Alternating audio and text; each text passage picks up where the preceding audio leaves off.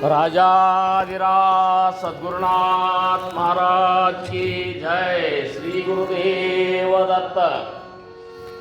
गुरुर्ब्रह्मा गुरुर्विष्णु गुरुर्देवो महेश्वरा गुरु साक्षात् परब्रह्म तस्मै श्री गुरुवे नमः। गुरु साक्षात् परब्रह्म तस्मै श्री गुरुवे नमः।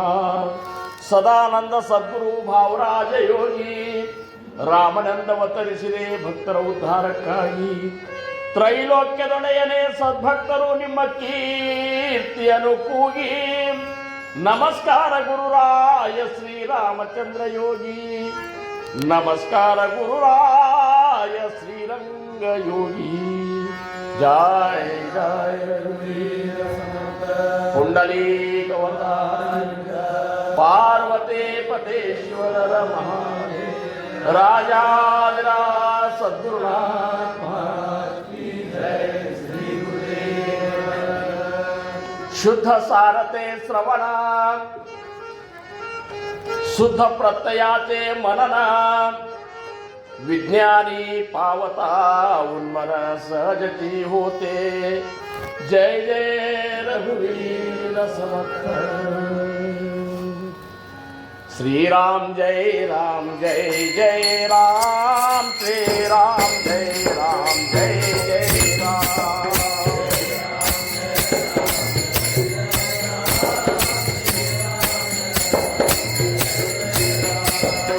श्री राम जय राम जय जय राम। श्री राम जय राम जय जय राम।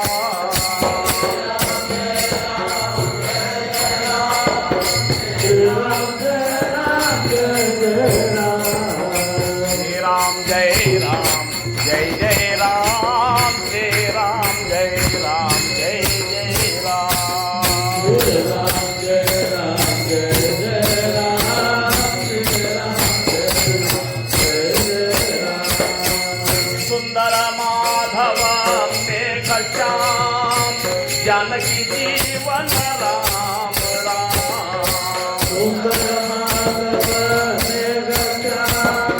जानकी जीवन राम। श्री राम जय राम जय जय राम। श्री राम जय राम जय जय राम।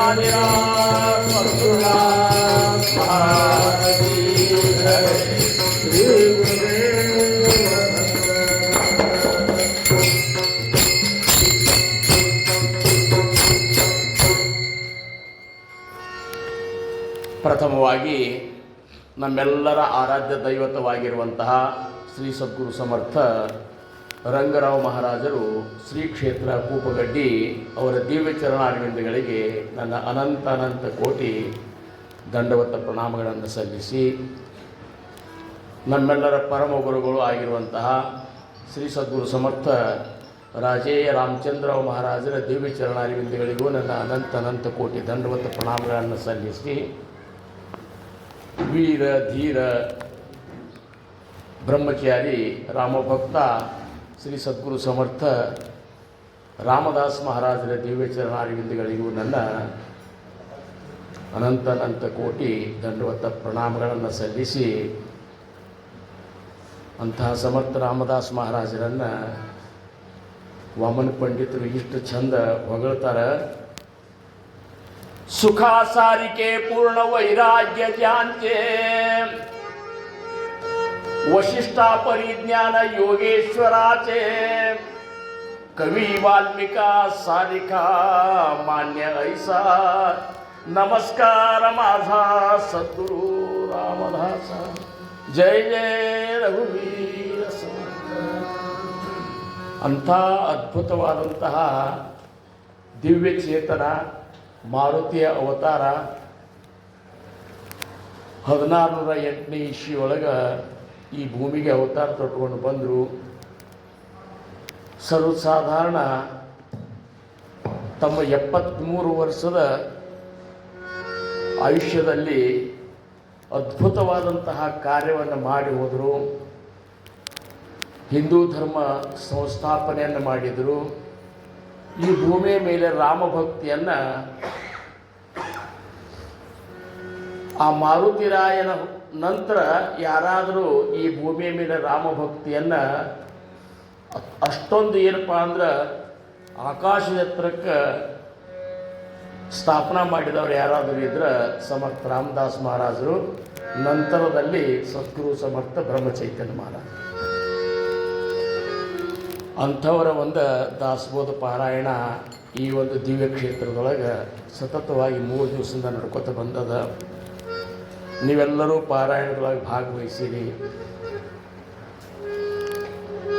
ಪುಣ್ಯವಂತರು. ನಿಮ್ಮೆಲ್ಲರ ಒಂದು ಚರಣಗಳಿಗೆ ನನ್ನ ಅನಂತ ಕೋಟಿ ದಂಡವತ್ತ ಪ್ರಣಾಮಗಳನ್ನು ಸಲ್ಲಿಸಿ, ವಯೋಮಿತಿ ಭಾಳ ಮುಖ್ಯದ. ಯಾವಾಗ ಶರೀರ ಸದೃಢ ಇರ್ತದ, ಬುದ್ಧಿ ತೇಜ ಇರ್ತದ, ಮನಸ್ಸು ಪ್ರಸನ್ನ ಇರ್ತದ, ಏನೇ ಮಾಡಬೇಕಾದರೂ ಸಹಿತ ಸಂಕಲ್ಪ ಸಾಮರ್ಥ್ಯ ಮಾಡ್ಕೊಳ್ಳೋಂಥ ಒಂದು ಮನಸ್ಸಿನ ಒಂದು ಸ್ಥಿತಿ ಇರ್ತದೆ. ಅಂಥದ್ರೊಳಗೆ ಗುರುಭಕ್ತಿಯನ್ನು ಸಾಧಿಸ್ಕೋಬೇಕು. ವಯಸ್ಸಿನ ಪ್ರಮಾಣ ಕೆಲವೊಂದು ಶಾರೀರಿಕ ತೊಂದರೆಗಳು ಆಗೇ ಆಗ್ತಾವೆ, ಪ್ರತಿಯೊಬ್ಬರಿಗೂ ಆಗ್ತಾವೆ. ಅದ್ರ ತಕ್ಕಂತೆ ನಾವು ಕೆಲವೊಂದು ಬದಲಾವಣೆಗಳನ್ನು ಮಾಡ್ಕೋಬೇಕು. ಇದರ ಅರ್ಥ ಆಧ್ಯಾತ್ಮ ಬಿಡಬೇಕಂತೇನಲ್ಲ, ಹೆಂಗೆ ಅನುಕೂಲ ಆಗ್ತದೆ ಹಂಗೆ ಮಾಡಬೇಕು. ಇವತ್ತು ನಾನು ಈಗಾಗಲೇ ಇಲ್ಲಿ ಬರಬೇಕಾದ್ರೆ ನಮ್ಮ ಮನೆಯೊಳಗೆ ನಾನು ದಾಸೋದ ಹೂವಿನ ಕಾರ್ಯಕ್ರಮ ಅಂದರೆ ಮುಕ್ತಾಯ ಮಾಡಿಕೊಂಡೇ ಬಂದೆ. ನಾನು ಎಲ್ಲ ಕಡೆ ನನಗೆ ಇದು ಶಾರೀರಿಕ ತೊಂದರೆಯಿಂದ ಅನುಕೂಲ ಆಗೋದಿಲ್ಲ ಅಂತೇಳಿ ಮನೆಯೊಳಗೆ ಹಚ್ಚಿದ್ದೆ. ಇವತ್ತು ನಾನು ಮುಗಿಸ್ಕೊಂಡು ಬಂದೀನಿ. ಮತ್ತು ನಾಳೆ ಪ್ರಾರಂಭ ಮಾಡ್ತೀನಿ. ಇದೇ ಇವರೆಲ್ಲ ಉದಯ ಅದು ಹೇಳಿದಂಗೆ 50 ವರ್ಷ ತನಕ ಎಷ್ಟು ಪಾರಾಯಣಗಳು ನನಗೆಲ್ಲಿ ಅನುಕೂಲ ಇದ್ರೆ ನಿಮ್ಮ ಜೊತೆ ಮಾಡಿರ್ತೀನಿ, ಅನುಕೂಲ ಇಲ್ಲ ಅಂದ್ರೆ ನಮ್ಮ ಮನೆಯೊಳಗೆ ಹಚ್ಚಿ. ಆದರೂ ಸಹಿತ ಆದಷ್ಟು ಪಾರಾಯಣಗಳನ್ನು ನಿಮ್ಮ ಒಂದು ಇದರ ಪ್ರಕಾರ ನಾನು ಹೇಳ್ತೇನಂತ. ಒಟ್ಟಿನ ಮೇಲೆ ಸಮರ್ಥರು ಹೆಂಗೆ ಒಲಿತಾರ ಅನ್ನುವಂಥದ್ದು ಭಾಳ ಸೂಕ್ಷ್ಮದ. ಅದು ಎಲ್ಲಿ ತನಕ ನಮ್ಮ ಹೃದಯ ಅಂತಃಕರಣ ನಿರ್ಮಲ ಆಗೋದಿಲ್ಲ ಅಲ್ಲಿ ತನಕ ಸಮರ್ಥರು ಅಲ್ಲಿ ವಾಸನೆ ಮಾಡೋದಿಲ್ಲ. ಅದಕ್ಕೆ ಅವೆಲ್ಲ ನಿರ್ಮಲ ಆಗಬೇಕು. ಆ ಒಂದು ಸ್ಥಿತಿ ಸದ್ಗುರುನಾಥನ ಸ್ವರೂಪ ಹೆಂಗದ ಅನ್ನುವಂಥದ್ದನ್ನೇ ಸಮರ್ಥರು 200ನೇ ಸಮಾಸ ವಿಮಲ ಬ್ರಹ್ಮ ನಿರೂಪಣೆಯೊಳಗೆ ಹೇಳ್ತಾರೆ.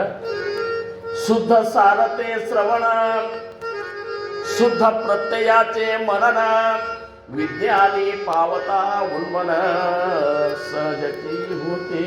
ಸಮರ್ಥರಂತಾರ ಶುದ್ಧವಾದದ್ದು ಸಾರವಾದದ್ದು ಯಾವುದಲ್ಲ ಅದನ್ನು ನೀ ತೇ ಅಂತಾರ. ಶುದ್ಧ ಸಾರ ತೇ ತೇ ಅಂದ್ರೇನು ಅದನ್ನೇ ಶ್ರವಣ ಮಾಡೋದು. ಶುದ್ಧವಾದದ್ದು ಯಾವುದದ, ಸಾರವಾದದ್ದು ಯಾವುದದ ಅದನ್ನು ಶ್ರವಣ ಮಾಡು.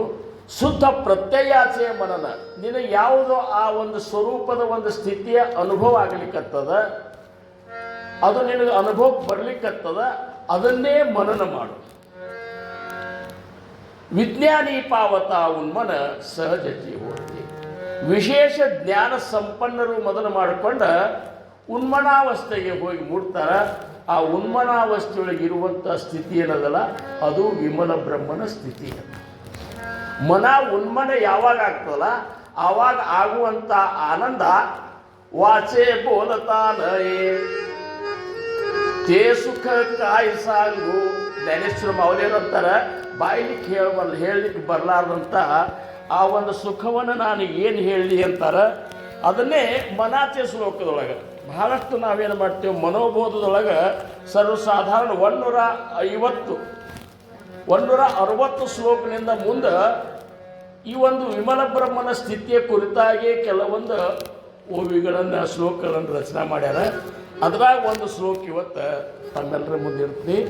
ಹರೇ ನಭಾಸಾರಿಕೆ रूपया राघवाचे नभसारिके रूप या राघवाचे या राघवाचे नभसारिके रूप या राघवाचे नभसारिके रूप या राघवाचे नभसारिके रूप या राघवाचे नभसारिके रूप या राघवाचे नभसारिके रूप या राघवाचे मनी चिंतिता मूळ तुटे भवाचे मनी चिंतिता मूळ तुटे भवाचे नभसारिके रूप या राघवाचे नभसारिके रूप या राघवाचे तया पाहता देहा बुद्धी उरेना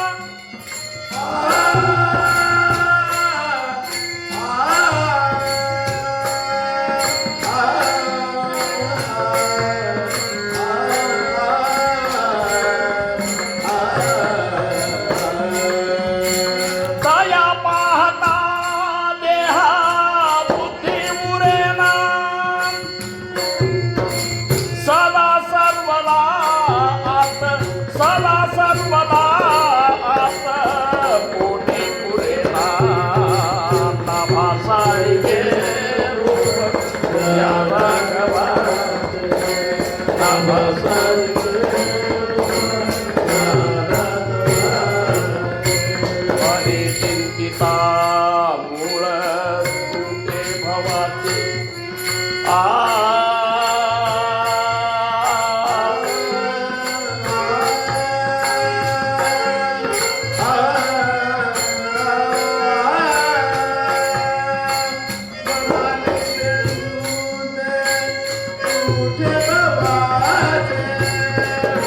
मनी चिंतिता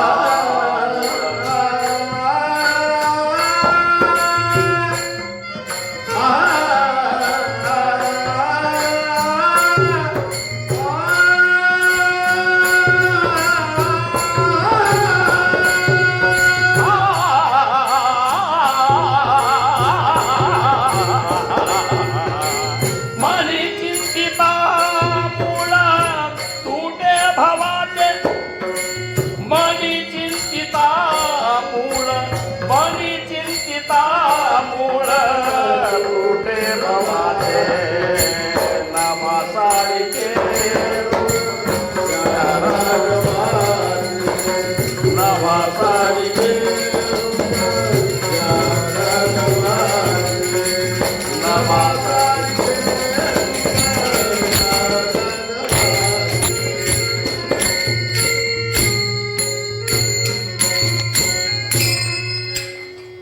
ಸಮರ್ಥರು ಮನಾಚೆ ಶ್ಲೋಕ ದಾಸಬೋಧ ರಚಿಸಿದ ಮ್ಯಾಲೆ ಇದನ್ನು ರಚಿಸ್ಯಾರ ದಾಸಬೋಧ 200 ಸಮಾಸಗಳನ್ನು ರಚಿಸಿದ ಮೇಲೆ ಏನೆಲ್ಲ ದಾಸಬೋಧದೊಳಗೆ ತಿಳಿಸ್ಯಾರ ಒಬ್ಬರು ಮಹಾತ್ಮರು ದಾಸಬೋಧ ಬಗ್ಗೆ ಪ್ರವಚನ ಮಾಡುವ ಹೊತ್ನ್ಯಾಗ ಏನು ಹೇಳಿದರು ಅಂದ್ರೆ ಜಗತ್ನ್ಯಾಗ ಯಾವ ಗ್ರಂಥದೊಳಗೆ ಏನು ಯಾವುದು ಇಲ್ಲಲ್ಲ ಅದು ದಾಸಬೋಧನ್ಯಾಗ ಅದ ಅಂತ ಹೇಳಿದರು ಅವರು ನಮ್ಮ ಸಂಪ್ರದಾಯದವರೇ ಸನ್ಯಾಸಿಗಳು ಅವರಂದ್ರು ಜಗತ್ತಿನೊಳಗೆ ಯಾವ ಎಲ್ಲ ಗ್ರಂಥದೊಳಗೆ ಇರಲಾರ್ದು ಸಮರ್ಥ ರಾಮದಾಸ್ ಮಹಾರಾಜರ ದಾಸಬೋಧನ್ಯಾಗ ಅಂದ್ರೆ ಸಮರ್ಥರು ಏನೆಲ್ಲ ಇದ್ರೊಳಗೆ ಹೇಳ್ಯಾರ ಹೇಳಿದ ಮೇಲೂ ಮನೋಬೋಧವನ್ನು ಯಾಕೆ ರಚನಾ ಮಾಡಿದರು ಅಂದ್ರೆ ಅವ್ರಿಗೆ ಅನ್ನಿಸ್ತು ಇದನ್ನು ಓದಿ ಬಿಡ್ತಾರ ಸಮರ್ಥ ದಾಸಬೋಧವನ್ನು ಓದಿ ಬಿಡ್ತಾರ ಯಾಕಂದ್ರೆ ಆ ಕಾಲದಾಗ ಬಹಳಷ್ಟು ಪಾರಾಯಣವನ್ನು ಮಾಡಿದವರು ಇದ್ದರು ಆದರೂ ಸಹಿತ ಕೆಲವೊಂದು ಆಂತರಿಕ ಬದಲಾವಣೆಗಳಾಗಬೇಕಾಗಿತ್ತಂದ್ರೆ ಸಾಧಕ ಮನಸ್ಸಿಗೆ ಬೋಧೆಯನ್ನು ಮಾಡ್ಕೋಬೇಕಾಗಿದ್ದರು ಅಂತದ್ದು ಭಾಳ ಮುಖ್ಯ. ಈಗ 3 ದಿವಸ ನಾವೆಲ್ಲರೂ ಇದನ್ನೇನು ಪಠಣ ಮಾಡ್ಯಾವಲ್ಲ, ಮಾಡಿದ ಮೇಲೆ ಇದರಿಂದ ಒಂದು ಪುಣ್ಯ ಸಂಗ್ರಹ ಆಗ್ತದೆ ನಮ್ಮಲ್ಲಿ. ಯಾಕಂದ್ರೆ ಸಮರ್ಥ ರಾಮದಾಸ್ ಮಹಾರಾಜರ ವಾಣಿ ನಮ್ಮ ಮುಖದಿಂದ ಬರುವುದರಿಂದ ಆ ವಾಣಿ ಪವಿತ್ರ ಆಗ್ತದೆ. ಆಮೇಲೆ ಅಂಥ ಒಂದು ಶಾರೀರಿಕದೊಳಗೆ ಸತ್ವಗುಣ ಜಾಗೃತ ಆಗಿ ಪುಣ್ಯದ ಒಂದು ಸಂಗ್ರಹ ಇದರಿಂದ ಆಗ್ತದೆ. ಆಗೋದ್ರಿಂದ ಏನಾಗ್ತದೆ, ನಾನು ಮನೆಯೊಳಗೆ ಒಂದೊಂದು ಸಮಾಸವನ್ನು ಓದಿ ಚಿಂತನೆ ಮಾಡಬೇಕು ಅನ್ನುವಂಥದ್ದು ಒಂದು ಮನಸ್ಸಿನೊಳಗೆ ಒಂದು ಇಚ್ಛಾ ಪ್ರಾಪ್ತ ಆಗ್ತದೆ. ಅದ್ರ ಜೊತೆ ಇಷ್ಟೆಲ್ಲ ಸಾಮರ್ಥ್ಯವನ್ನು ಹೊಂದಿದಂಥ ಸಮರ್ಥರು ಈ ಸಾಮರ್ಥ್ಯವನ್ನು ಹೆಂಗೆ ಪಡ್ಕೊಂಡ್ರು ಅಂದ್ರೆ ಕೇವಲ ರಾಮನಾಮದಿಂದ ಪಡ್ಕೊಂಡ್ರು. ಅಂದ್ರೆ ಸದ್ಗುರುಗಳು ನಮಗೆ ಅನುಗ್ರಹಿತ ಮಾಡಿದಂತಹ ನಾಮದ ಒಳಗೆ ಎಂಥ ಒಂದು ಶಕ್ತಿ ಅದಲ್ಲ, ಆ ನಾಮ ಅಕಸ್ಮಾತ್ ನಮಗದು ಅವಗತ ಆಗಿಬಿಡ್ತು ಅಥವಾ ನಮ್ಮ ರಕ್ತದೊಳಗೆ ಸೇರಿಬಿಡ್ತು, ನರನರದೊಳಗೂ ಸಹಿತ ಅದು ಸಂಚಾರ ಮಾಡ್ಲಿಕ್ಕತ್ತು ಅಂದ್ರೆ ನೀನು ಯಾವ ಗ್ರಂಥ ಓದ್ಲಾದ್ರೂ ಸಹಿತ ನಿನಗೆ ಆತ್ಮಜ್ಞಾನದ ಮಾತುಗಳು ನಿನ್ನ ಮುಖದಿಂದ ಬರ್ಲಿಕ್ಕೆ ಶುರು ಆಗ್ತಾವೆ. ನಿನಗೆಲ್ಲ ಏನಪ್ಪ ಅಂದ್ರೆ 64 ಕಲೆಗಳು ಅವಗತ ಆಗ್ತಾವ. ನೀ ಯಾವುದನ್ನು ಕಲಿಬೇಕಾಗಿಲ್ಲ. ಇವತ್ತಿನ ದಿವಸ ನಮ್ಮ ಸಂಪ್ರದಾಯದೊಳಗೆ ನಾವು ನೋಡ್ಲಿಕ್ಕಾಗಿ ಈಗ ನಮ್ಮ ಅಭಿಷೇಕ ಆಗಲಿ, ಶ್ರವಣ ಆಗಲಿ, ಅಥವಾ ಯಾರೇ ನಮ್ಮಲ್ಲಿ ಸಂಗೀತದೊಳಗೆ ಇಷ್ಟೊಂದು ಆನಂದ ಪಡ್ಕೋತಾರೆ, ಸ್ವತಃ ನಾನಾಗಲಿ, ಇದಕ್ಕೆ ಕಾರಣ ಏನು ಅಲ್ಲ, ಗುರುನಾಥನ ಕೃಪೆ ಕಾರಣ. ಇದಕ್ಕೆ ಸದ್ಗುರುನಾಥನ ಕೃಪಾ ಅಂತಂದ್ರೆ ಮೂಕಂ ಕರೋತಿ ವಾಚಾಲಂ ಪಂಗು ಲಂಘಯತೆ ಗಿರಿಂ. ನೀನೊಲಿದರೆ ಕೊರಡು ಕೊನರುವುದಯ್ಯ, ನೀನೊಲಿದರೆ ಬರಡು ಹಯನಾಹುದಯ್ಯ, ನೀನೊಲಿದರೆ ಸಕಲ ಪಡಿ ಪದಾರ್ಥವು. ಈ ಸದ್ಗುರುಗಳ ಒಲಿಮೆಗಾಗಿ ನಾವು ಇದನ್ನೆಲ್ಲ ಮಾಡ್ಲಿಕ್ಕತ್ತೇವೆ ಹೊರತಾಗಿ ಜಗತ್ತಿನ ಒಲಿಮೆಗಾಗಿ ಇದನ್ನು ಮಾಡ್ಲಿಕ್ಕೆ ಗೊತ್ತಿಲ್ಲ. ಇದನ್ನು ನಾವು ಮೊದಲು ತಿಳ್ಕೋಬೇಕು. ಅದಕ್ಕೆ ಇದ್ರದ್ದೆಲ್ಲ ಮಹತ್ವ ನಮಗೆ ಅನುಭವಕ್ಕೆ ಬರಬೇಕಾಗಿತ್ತು ಅಂದ್ರೆ ಶ್ರವಣ ಭಕ್ತಿ ಭಾಳ ಮುಖ್ಯ ಬೇಕಂತ. ನಾನು ಮೊದಲನೇ ದಿವಸ ಬಂದಿದ್ದೆ ಸಾಯಂಕಾಲ ಬಂದಾಗ ನನ್ನ ಸುಕೃತ 7 ಮತ್ತು 8 ದಶಕ ನಾನಿಲ್ಲಿ ಕೂತ್ಕೊಂಡು ಕೇಳಿದ್ರೊಳಗೆ 7ನೇ ದಶಕ 8ನೇ ಸಮಾಸ ಶ್ರವಣ ಭಕ್ತಿ ಅದ. ಅದೇನದ ಶ್ರವಣ ನಿರೂಪಣ ಅಂತ ಆ ಸಮಾಸದ. ಅದರಾಗಿನ ಕೆಲವೊಂದು ಓಯಿಗಳನ್ನು ಇಲ್ಲೇ ಕೂತ್ಕೊಂಡು ನಾನು ಮಾಡಿದೆ. ಶ್ರವಣದ ಮಹತ್ವವನ್ನು ಎಷ್ಟು ಚಂದ ಹೇಳ್ಯಾರಲ್ಲ. 8ನೇ ಸಮಾಸದೊಳಗೆ ಶ್ರವಣದ ಮಹತ್ವ ಹೇಳಿದ್ರೆ 9ನೇ ಶ್ರವಣ ನಿರೂಪಣದೊಳಗೆ ಯಾವುದ್ಯಾವುದನ್ನು ಶ್ರವಣ ಮಾಡಬೇಕು ಅನ್ನುವಂಥದ್ದು ಹೇಳ್ಯಾರ. ಇವು ಎರಡು ಯಾಕೆ ಹೇಳಿದರು ಅಂತಂದ್ರೆ 7ನೇ ದಶಕಕ್ಕೆ ಅವರು ದಾಸಬೋಧವನ್ನು ಸಮಾಪ್ತಿ ಮಾಡಬೇಕಂತ ನಿರ್ಣಯ ತಗೊಂಡಿದ್ರು ಸಮರ್ಥರು. ಅಂಥೇಳಿ ಅವ್ರು ಹೇಳಿದ್ರು 7ನೇ ದಶಕದ ಕೊನೆಗೆ ಸರಳಿ ಶಬ್ದಾಂಚ ಕಟಪಟ ಆಲಾ ಗ್ರಂಥಾಚ ಸೇವಟ ಏತೆ ಸಂಗೀತನೇ ಸ್ಪಷ್ಟ ಸದ್ಗುರು ಭಜನಿ. ಸದ್ಗುರುನಾಥನ ಒಂದು ನಿಜವಾದ ಅಸ್ತಿತ್ವದ ಒಂದು ಮಹಾನ್ ಒಂದು ಅವನಂತಲ್ಲಿರುವಂಥ ಅಂಥ ಒಂದು ಸಾಮರ್ಥ್ಯದ ಅರಿವು ನಮಗಾಗಬೇಕಾಗಿತ್ತಂದ್ರೆ ಶ್ರವಣ ಮಾಡಬೇಕು. ಅದಕ್ಕೆ ಶ್ರವಣ ಮಾಡೋದ್ರಿಂದ ಏನಾಗ್ತದೆ ಅನ್ನುವಂಥದ್ದು ಇವು ಒಂದು 400 ಓವಿಗಳನ್ನು ನಿಮ್ಗೆ ಇದು ಮಾಡ್ತೀನಿ 8ನೇ ಸಮಾಸದ. ಯಾಕಂದ್ರೆ ಬರೀ ಓದಿಬಿಟ್ಟಿರ್ತೇವೆ, ಎಷ್ಟೊಂದು ಅಗಾಧದಲ್ಲ ಅವ್ರಂತ. ಐಕಾ ಪರಮಾರ್ಥಾಚೆ ಸಾಧನ ಜೇನೆ ಹೋಯ ಸಮಾಧಾನ ತೇತು ಜಾನಗ ಶ್ರವಣ ನಿಶ್ಚಯಿಸಿ. ಇದರ ಅರ್ಥ ಇಷ್ಟೇ ಅದ, ಕೇಳ್ರಪ್ಪ. ಪರಮಾರ್ಥದ ಮುಖ್ಯ ಸಾಧನ ಯಾವುದು ಅನ್ನುವಂಥದ್ದು ನಾನು ನಿಮಗೆ ಹೇಳಿಕತ್ತೀನಿ ಅಂತಾರ 8ನೇ ಸಮಾಸದೊಳಗೆ. ಜೇನೇ ಹೋಯ ಸಮಾಧಾನ, ಯಾವುದರಿಂದ ನಿನಗೆ ಸಮಾಧಾನ ಆಗ್ತದ, ಸಮಾಧಾನ ಪ್ರಾಪ್ತ ಆಗ್ತದಲ್ಲ, ತೇತು ಜಾನಗ ಶ್ರವಣ ನಿಶ್ಚಯಿಸಿ. ಅದು ಕೇವಲ ಮಹಾತ್ಮರ ಒಂದು ತತ್ವ ವಿಚಾರಗಳನ್ನು ಶ್ರವಣ ಮಾಡೋದ್ರಿಂದ ಮಾತ್ರ ಆಗ್ತದೆ ಅಂತೇಳಿ ಈ ಒಂದು ಓವಿ ಹೇಳ್ತದೆ.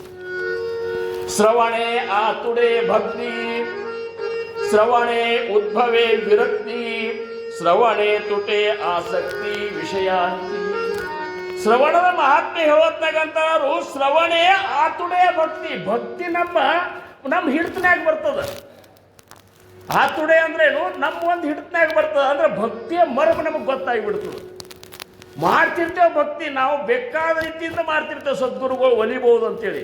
ಆದ್ರೆ ಸದ್ಗುರುಗಳು ಎದಕ್ಕೆ ಒಲಿತಾರ ಅನ್ನುವಂಥದ್ದು ಗೊತ್ತಾಗಬೇಕಾದ್ರೆ ತುಕಾರಾಮ್ ಮಹಾರಾಜರು ಅಂದ್ರು, ಹೇಚಿ ಥೋರ ಭಕ್ತಿ ಅವಡತಿ ದೇವ, ಹೇಚಿ ಥೋರ ಭಕ್ತಿ ಅವಡತಿ ದೇವ, ಹೇಚಿ ಥೋರ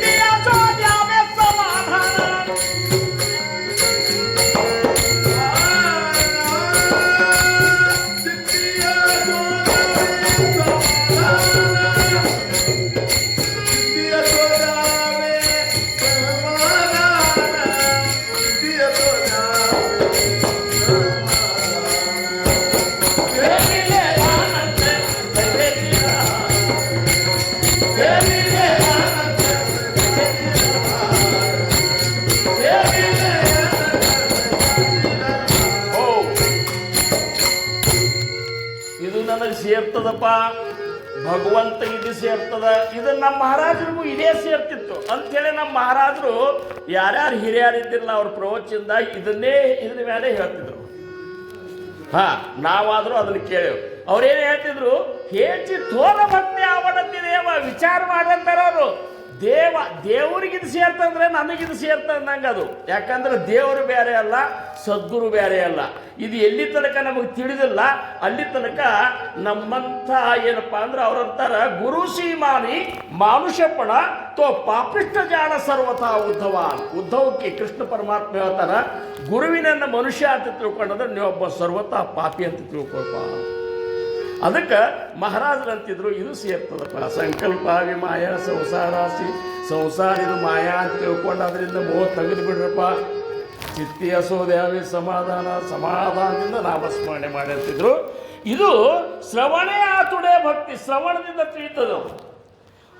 ಶ್ರವಣೇ ಉದ್ಭವಿ ವಿರಕ್ತಿ. ಮತ್ತು ಇದ್ರ ಜೊತೆ ಏನಾಗ್ತದೆ, ಬರೇ ಭಕ್ತಿ ಒಂದು ಭಗವಂತನ ಒಲಿವಿಗೆ ಕಾರಣ ಅಲ್ಲ, ಅದ್ರ ಜೊತೆ ವಿರಕ್ತಿ ಬೇಕು. ನಾವೇನಂತೇವೆ, ಭಕ್ತಿಯಿಂದ ಭಗವಂತ ಒಲಿತಾನಂತೇವೆ. ಭಕ್ತಿ ಒಲಿಬೇಕಾದ್ರೆ ಭಕ್ತಿಯೊಳಗೆ ವಿರಕ್ತಿ ಬೇಕು. ಭಕ್ತಿ ಬೇಕು, ವಿರಕ್ತಿ ಬೇಕು. ಪುರಂದರದಾಸರ ಪದ್ಯವಾಗ ಅಂತಾರ, ಭಕ್ತಿನೂ ಬೇಕು, ಅದ್ರ ಜೊತೆ ವಿರಕ್ತಿನೂ ಬೇಕು. ಇದು ಶ್ರವಣದಿಂದ ಗೊತ್ತಾಗ್ತದೆ. ಶ್ರವಣೆ ತುಟೆ ಆಸಕ್ತಿ ವಿಷಯಾಂತಿ. ಶ್ರವಣದಿಂದ ವಿಷಯದ ಮೇಲಿನ ಆಸಕ್ತಿ ಕಡಿದು ಹೋಗ್ತದೆ ಅಂತಾರೆ. ಇಷ್ಟು ಶ್ರವಣದೊಳಗದ ಅಂತೇಳಿ 8ನೇ ಸಮಾಸದೊಳಗೆ ಸಮರ್ಥ ಹೇಳ್ತಾರೆ. ಶ್ರವಣೆಗಡೆ ಚಿತ್ತಶುದ್ಧಿ. ನೀ ಶ್ರವಣ ಸರಿಯಾಗಿ ಮಾಡಿದಂದ್ರೆ ನಿನ್ನ ಚಿತ್ತ ಶುದ್ಧಿ ಆಗ್ತದೆ ಅಂತಾರು. ಚಿತ್ತ ಶುದ್ಧಿ ಆಗೋ ತನಕ ಚಿತ್ತದೊಳಗೆ ಭಗವಂತ ಬಂದು ನೆಲೆಸೋದಿಲ್ಲ. ಚಿತ್ತ ಅಂದ್ರೆ ಹೆಂಗ, ಈಗ ಅಭಿಷೇಕ ಇದು ಮಾಡ್ತೇವೆ ನೋಡು, ಮೊಬೈಲ್ ಫುಲ್ ಆದ ಕೂಡಲೇ ಅದನ್ನೇನು ಮಾಡ್ತೇವೆ, ಅದನ್ನು ಹೋಗಿ ಪೂರ್ಣ ರೀಸೆಟ್ ಮಾಡಿಬಿಡ್ತೀವಲ್ಲ, ಅದನ್ನೆಲ್ಲ ಪೂರ್ಣ ಫಾರ್ಮೆಟ್ ಮಾಡಿ ಹೋಗೋದು ಬಿಡ್ತೀವಲ್ಲ, ಹೌದಲ್ಲ.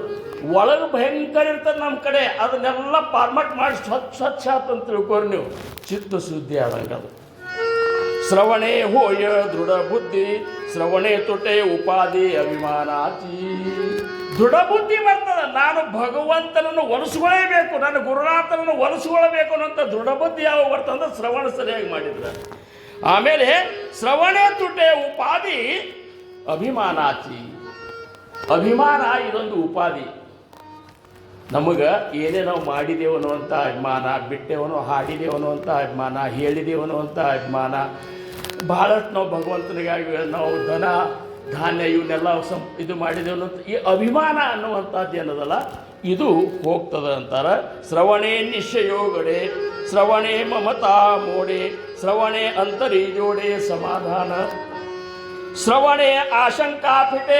ನೀವು ಶ್ರವಣ ಮಾಡಿರಿ, ನಮ್ಮ ಸಂಶಯಗಳು ನಿವಾರಣೆ ಆಗ್ತಾವೆ. ಇವತ್ತಿನ ದಿವಸ ನಾವು ಯಾರೂ ಸಂಶಯಗಳು ಯಾರ ಮುಂದೂ ಅನ್ನೋದಿಲ್ಲ, ಯಾರ ಮುಂದೂ ಎತ್ತೋದಿಲ್ಲ. ನಾಮಸ್ಮರಣೆ ಮಾಡುವತ್ತಾಗ ಸಂಶಯ ಕಡಿಮೆ ಅಂತೇನಿಲ್ಲ. ಹೆಜ್ಜೆಗೂ ಸಂಶಯ ಅವ, ಹೆಜ್ಜೆಗೂ ಪೂರ್ಣ ಏನಪ್ಪ ಅಂದ್ರೆ ಆಶಂಕಾ ನಿವಾರಣೆ ಮಾಡ್ಕೋಬೇಕಾಗ್ತದೆ ನಾವು.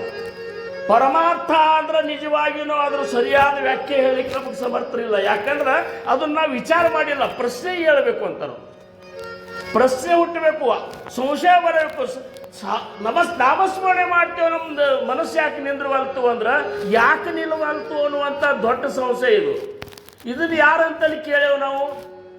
ಹೆಂಗೆ ಶ್ರವಣ ಮಾಡಬೇಕು, ಶ್ರವಣ ಭಕ್ತಿಯ ಬಗ್ಗೆ ನಾವು 4ನೇ ದಶಕ 3ನೇ ಸಮಾಸ ಶ್ರವಣ ಭಕ್ತಿ ನಿರೂಪಣ ಇವತ್ತಿನ ದಿವಸ ಶೇಷಾಚಲ ಸತ್ಸಂಗದೊಳಗೆ ನಾವು ಅದೇ ನಡೆದದ. ಶ್ರವಣ ಈ ಪಾದಸೇವನೆ ನಡೆದದ. ಶ್ರವಣ ಭಕ್ತಿ ನಿರೂಪಣೆ 3 ವಾರ ಆಗ್ಯದ. 3 ತಾಸು ಒಂದೊಂದು ತಾಸು ಅಂತೆ 3 ತಾಸು. ಅದ್ರಾಗ ಇಷ್ಟೆಲ್ಲ ಆಗಾದಾಗದ ಹೆಂಗೆ ಕೊಡಬೇಕು, ಪೂರ್ವ ತಯಾರಿ ಹೆಂಗಿರಬೇಕು, ಮನಸ್ಸಿನ ತಯಾರಿ ಹೆಂಗಿರಬೇಕು, ಶರೀರ ಹೆಂಗೆ ಪವಿತ್ರ ಇರಬೇಕು, ಮನ ಹೆಂಗೆ ಪವಿತ್ರ ಇರಬೇಕು, ಚಿತ್ತ ಹೆಂಗೆ ಪವಿತ್ರ ಇರಬೇಕು, ಎಲ್ಲಿಂದ ತಗೋಬೇಕು, 4 ವಾಣಿಗಳು ಯಾವುವು, ವಾಣಿ ಒಳಗೆ ಹೆಂಗೆ ಹೋಗ್ಬೇಕು, ಹೆಂಗೆ ಬರಬೇಕು, ಎಷ್ಟದ ವಿಚಾರ. ಇವು ಯಾರಿಗೂ ನಮಗೆ ಅನಿಸೇ ಇಲ್ಲ. ಯಾಕೆ ಅನಿಸಿಲ್ಲ ಅಂದ್ರೆ ನಮಗೆ ಭಗವಂತನ ಕಡೆ ಹೊಂಟೇವು ಕರೆ, ಭಗವಂತನಿಗೆ ಬೇಕಂತೇಳಿ ಹೊಂಟೇವು ಅಂತ ನಮ್ಗೆ ಇನ್ನೂ ಅನಿಸಿಲ್ಲ. ಇರಲಿ, ಅದಕ್ಕೆ ಶ್ರವಣೆ ಆಶಂಕಾ ಪಿಟೆ, ಸೋಣೆ ಸಂಶಯೋ ತುಟೆ, ಶ್ರವಣ ಹೋತ ಪಾಲಟೆ ಪೂರ್ವ ಗುಣ ಅಪ್ಲೆ. ಶ್ರವಣದಿಂದ ಮೊದಲಿನ ಗುಣಗಳು ಬದಲಾಗ್ತಾವೆ ನೋಡ್ರಿ. ಮೊದಲು ನಮಗೆ ಎಂತೆಂಥವು ಗುಣಗಳು ಇರ್ತಾವೆ. ನನ್ನೂ ಒಂದು ರೀತಿ ಇರ್ತಾವೆ, ನಿಮ್ಮನ್ನು ಒಂದು ರೀತಿ ಇರ್ತವೆ. ಶ್ರವಣ ಸರಿಯಾಗಿ ಮಾಡಿದಂದ್ರೆ ಆ ಗುಣಗಳ ಸದ್ಗುಣಗಳಾಗಿ ಪರಿವರ್ತನೆ. ಬರೇ ಸದ್ಗುಣಗಳಲ್ಲ, ಸದ್ವಿದ್ಯಾ ಗುಣಗಳಾಗ್ತಾವೆ.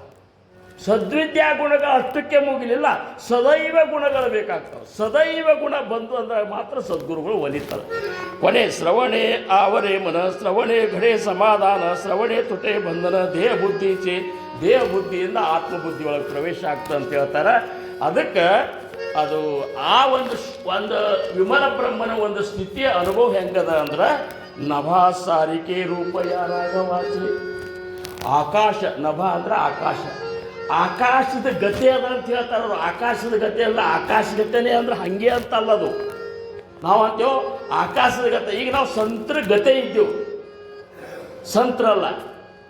ಸಂತರಂದ್ರೆ ಯಾವಾಗ ನಮ್ಮಲ್ಲಿ ಸಂತತ್ವ ಬರ್ತಲ್ಲ ಆವಾಗ ನಾವು ಸಂತರು. ಅಲ್ಲಿ ತನಕ ಸಂತೃಗತಿ. ಹಂಗೆ ವಿಮಲ ಬ್ರಹ್ಮ ಹೆಂಗಿದ್ದಾನ ಅಂದ್ರೆ ಆಕಾಶದ ಗತೆ ಇದ್ದಾನ. ಆಕಾಶ ವಿಮಲ ಬ್ರಹ್ಮನ ಸ್ಥಿತಿಗೆ ಅದೊಂದು ಉಪಮಾ ಅಲ್ಲಂತಾರವ್ರು. ಯಾಕಂದ್ರೆ ಆಕಾಶದೊಳಗೆ ಅಜ್ಞಾನ ಸೇರ್ಕೊಂಡದ್ದು.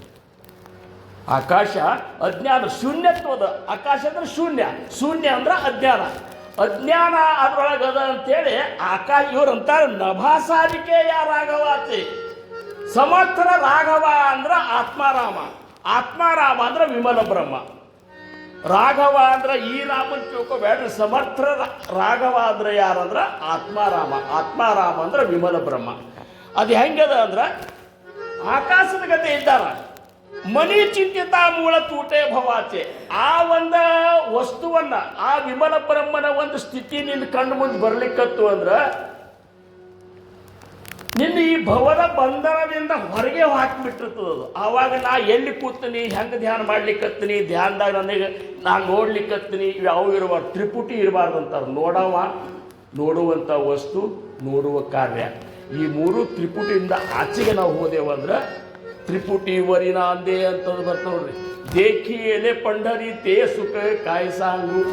ಈ ಮೂರನ್ನು ಮೀರಿದಾಗ ಈ ಅನುಭವ ಬರ್ತಂತಾರ. ತಯಾಪಾಹತ ದೇಹ ಬುದ್ಧಿ ಊರೇನ. ದೇಹ ಬುದ್ಧಿ ಆವಾಗ ನಮ್ಮದು ಹೋಗಿಬಿಟ್ಟಿರ್ತದ. ತೇ ಪರೇ ಹೂನಿ ಪರ ಮನ ಬುದ್ಧಿ ಅಗೋಚರ ಸಂಘ ಸೋಡಿತ ಸತ್ವರ ಪಾಯಿಗೇಟೆ. ದೇಹ ಬುದ್ಧಿ ಸಂಘ ಬಿಟ್ಟೇವಂದ್ರೆ ಆ ಕ್ಷಣದೊಳಗೆ ಆಗುವಂಥ ಆನಂದ ಏನದಲ್ಲ ಅದು ವಿಮಲ ಬ್ರಹ್ಮನ ಆನಂದದ. ಒಂದೇ ಕ್ಷಣ ನಿಮಗೆ ಧ್ಯಾನದೊಳಗೆ ಬರೋಲ್ಲಕ್ಕದು. ಆ ಒಂದು ಕ್ಷಣದೊಳಗೆ ಆಗುವಂಥ ಆನಂದ ಅದು ವಿಮಲ ಬ್ರಹ್ಮನ ಆನಂದದ. ಒಂದು ಕ್ಷಣದಿಂದ ಆಗುವುದಿಲ್ಲ, ಸಂಪೂರ್ಣ ಅದೇ ಆನಂದ ನಾವು ಇರಬೇಕಾದ್ರೆ ಶುದ್ಧ ಸಾರಥಿ ಶ್ರವಣ, ಶುದ್ಧ ಪ್ರತ್ಯಯಾಚೆ ಮನನ, ವಿಜ್ಞಾನಿ ಪಾವತ ಉನ್ಮನ ಸಹಜತೆಯೋತೆ ಸದಾ ಸರ್ವದ ಆತ್ಮಕೋಟಿ ಪುರೇಣ. ಆವಾಗ ಎಷ್ಟು ಸರಿ ಆ ಒಂದು ವಸ್ತುವನ್ನು ನಾನು ಅನುಭವಿಸ್ಬೇಕಂದ್ರೂ ಸಹ ಸಾಕಾಗೋದಿಲ್ಲ. ಸಾಕಾಗದ ಸವಯದ ಇನ್ನೂ ಬೇಕೆನಿಸುವಂತಹ ಆ ಆನಂದ ಏನದಲ್ಲ ಅದು ವಿಮಲ ಬ್ರಹ್ಮನ ಆನಂದ ಅದ ಅನ್ನುವಂಥ ಮಾತ ಹೇಳ್ತಾರೆ. ಅದು ಹೆಂಗದ ನಭಾಸಾರಿಕೆ ರೂಪಯ ರಾಘವ. ಹೋ ಬೈರಿ ಬಾರ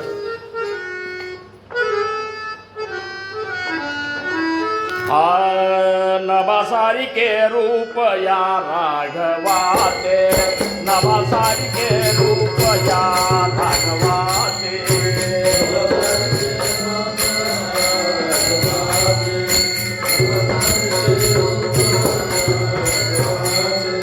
ನಭಸಾರಿಕೆ ರೂಪಯ ರಾಘವಾತೆ, ನಭಸಾರಿಕೆ ರೂಪಯ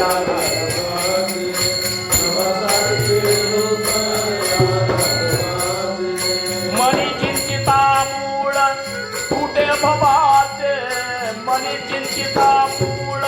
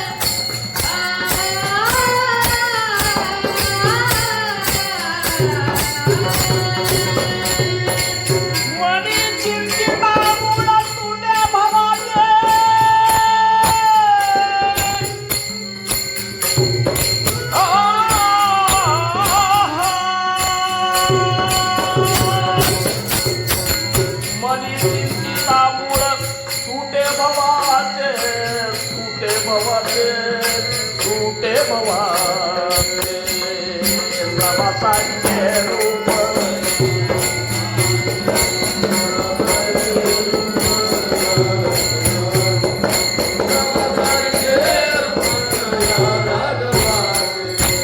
दया पाहता देह बुद्धी उरेना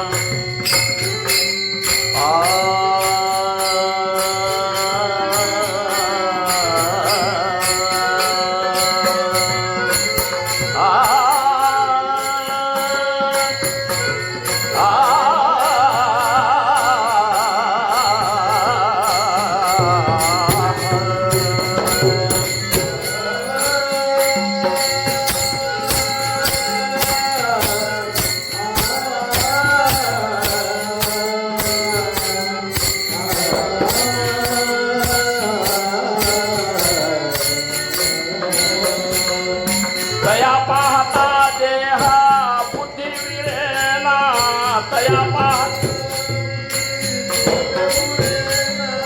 तया पाहता देह बुद्धी विरेना नवसाचे रूप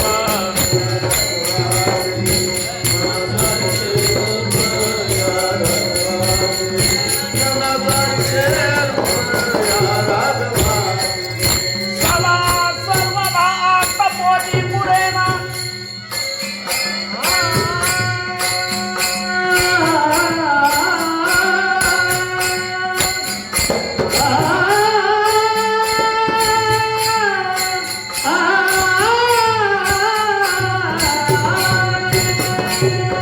सदा सर्वदा आत कोटी पुरेना कोटी पुरेना कोटी पुरेना नवसाचे रूप या राघवा नवसाचे रूप या राघवा नवसाचे रूप या राघवा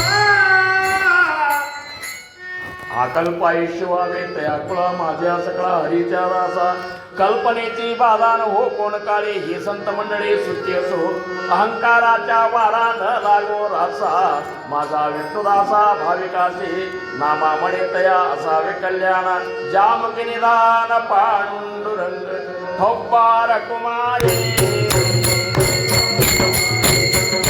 थोपार कुमारी थोपार कुमारी